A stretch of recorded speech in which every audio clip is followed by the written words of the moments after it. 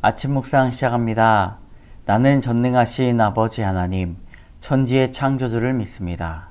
나는 그의 유일하신 아들, 우리 주 예수 그리스도를 믿습니다.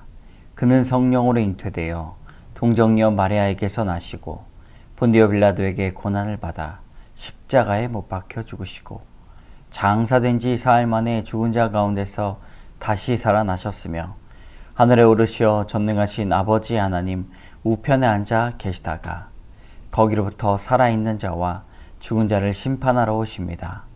나는 성령을 믿으며 거룩한 공교회와 성도의 교제와 죄를 용서받는 것과 몸의 부활과 영생을 믿습니다.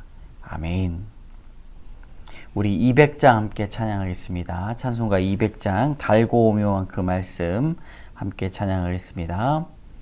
달고 오묘한 그 말씀, 생명의 말씀은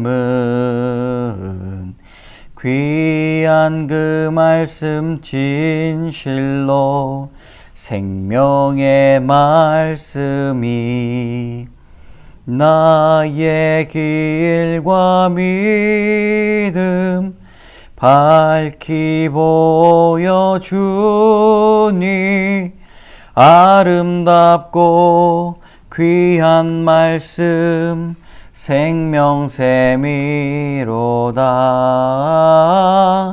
아름답고 귀한 말씀 생명샘이로다. 귀한 주님의 말씀은 내 노래 되도다. 모든 사람을 살리는 생명의 말씀을 값도 없이 받아 생명길을 가니 아름답고 귀한 말씀 생명샘이로다. 아름답고 귀한 말씀 생명샘이로다. 널리 울리어 퍼지는 생명의 말씀은 마음의 용서와 평안을 골고루 주나니 다만 예수 말씀 듣고 복을 받네. 아름답고 귀한 말씀 생명샘이로다. 아름답고 귀한 말씀 생명샘이로다. 아멘. 아멘. 오늘 이 아침에 하나님께서 주시는 잠언의 말씀은 잠언 16장 20절에서 마지막 33절까지의 말씀입니다. 잠언 16장 20절에서 마지막 절까지 함께 읽겠습니다. 삼가 말씀에 주의하는 자는 좋은 것을 얻나니 여호와를 의지하는 자는 복이 있느니라. 마음이 지혜로운 자는 명철하다 일컬음을 받고 입이 선한 자는 남의 학식을 더하게 하느니라. 명철한 자에게는 그 명철이 생명의 샘이 되거니와 미련한 자에게는 그 미련한 것이 징계가 되느니라. 지혜로운 자의 마음은 그의 입술을 슬기롭게 하고 또 그의 입술에 지식을 더하느니라. 선한 말은 꿀송이 같아서 마음에 달고 뼈에 양약이 되느니라. 어떤 길은 사람이 보기에 바르나 필경은 사망의 길이니라. 고되게 일하는 자는 식욕으로 말미암아 애쓰나니 이는 그의 입이 자기를 독촉함이니라. 불량한 자는 악을 꾀하나니 그 입술에는 맹렬한 불 같은 것이 있느니라. 배역한 자는 다툼을 일으키고 말쟁이는 친한 것을 이간하느니라. 강포한 사람은 그 이웃을 꾀어 좋지 아니한 길로 인도하느니라. 눈짓을 하는 자는 패역한 일을 도모하며 입술을 닫는 자는 악한 일을 이루느니라. 백발은 영화의 면류관이라 공의로운 길에서 얻으리라. 노하기를 더디하는 자는 용사보다 낫고 자기의 마음을 다스리는 자는 성을 빼앗는 자보다 나으니라. 제비는 사람이 뽑으나 모든 일을 작정하기는 여호와께 있느니라. 아멘. 여러분, 오늘 말씀 16장의 말씀 이제 마지막 단락인데요. 하나님 없이 살다가 하나님을 믿는 신앙이 될 때 많은 것들이 변하게 되죠. 이것을 세계관이 변한다라고 말씀드릴 수가 있습니다. 이전과는 다르게 생각과 그리고 어떤 일에 대한 대처, 목적 등이 그리고 삶의 방향이 총체적으로 바뀌게 되는 것이죠.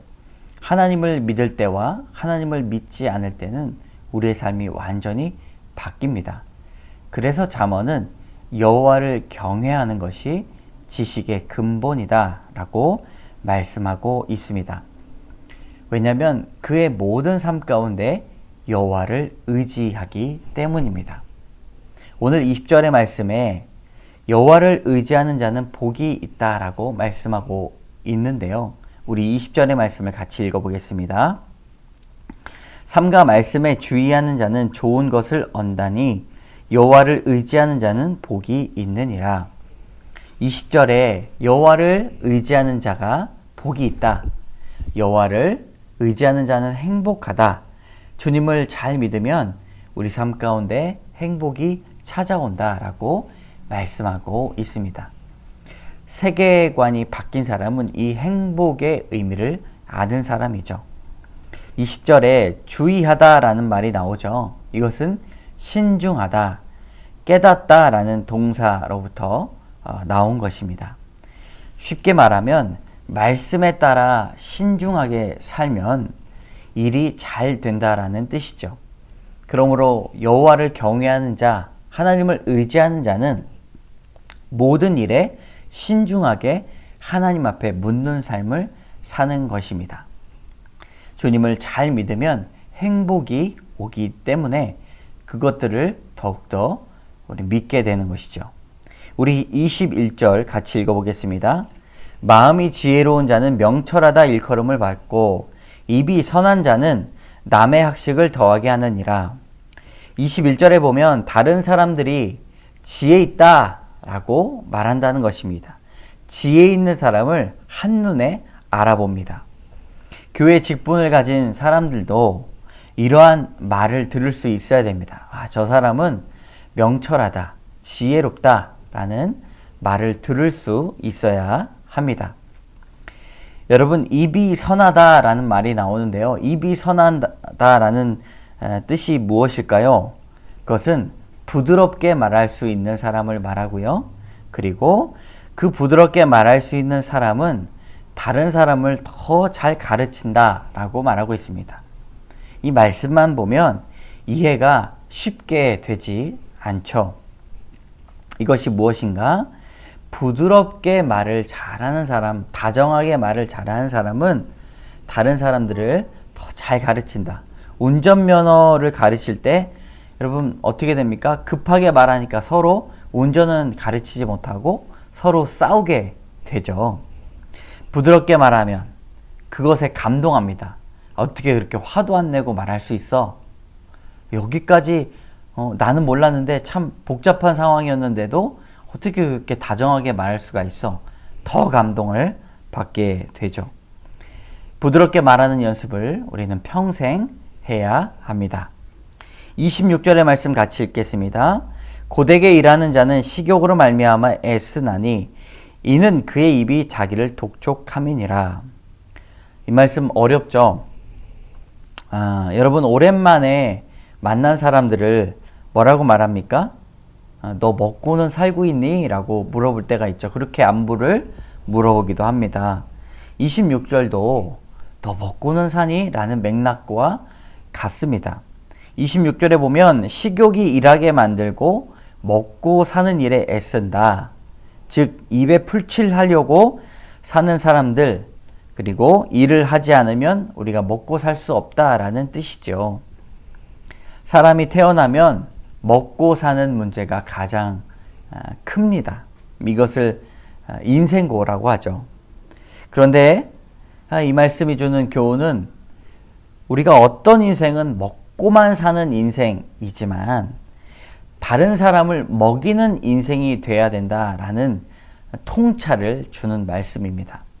여러분들은 우리만 먹고 나만 먹고 사는 사람입니까? 다른 사람을 먹이면서 사는 사람입니까?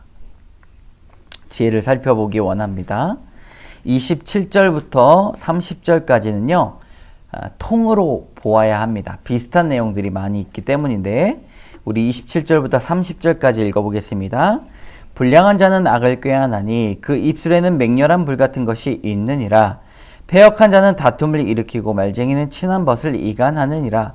강포한 사람은 그 이웃을 꾀어 좋지 아니한 길로 인도하느니라. 눈짓을 하는 자는 패역한 일을 도모하며 입술을 닫는 자는 악한 일을 이루느니라. 불량한 자, 패역한 자, 강포한 자, 눈짓하는 자가 연속해서 나옵니다. 아주 질이 좋지 않은 사람들이죠. 이는 하나님을 모르는 사람들입니다. 자신의 멋대로 사는 사람들인데 어떠한 결과들이 있습니까?